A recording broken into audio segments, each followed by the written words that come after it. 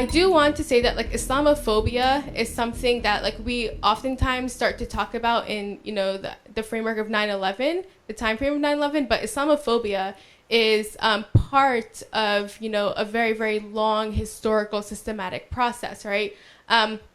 this process has a lot to do with colonialism. And so when I was in college, one of the things that helped me kind of cope with, you know, being confused about my identity is going back to my roots. And I started to study, you know, Andalusia and like, you know,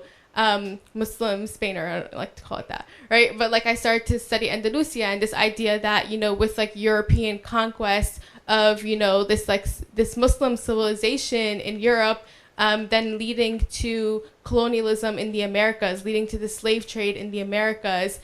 you know, Muslims coming over actually as like crypto Muslims who are hiding their identities, and we're being part of the Inquisition, right? Connecting this with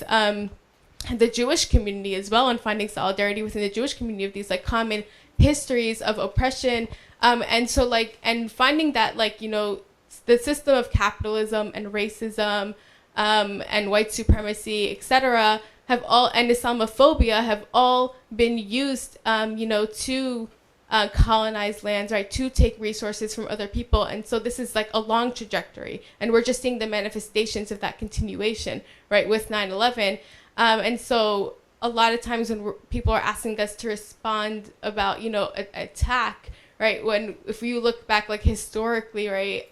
you know, a lot of us come from lands that were colonized, lands where wars are being waged, right? A lot of times because of U.S. policy or the policies in Europe. And so I find that we can connect over that, but then also that the idea that we have to apologize for like a terror attack that like a couple of people did, and then there is no apologies or reparations for genocides and for slavery, etc., is something that I kind of find like reprehensible.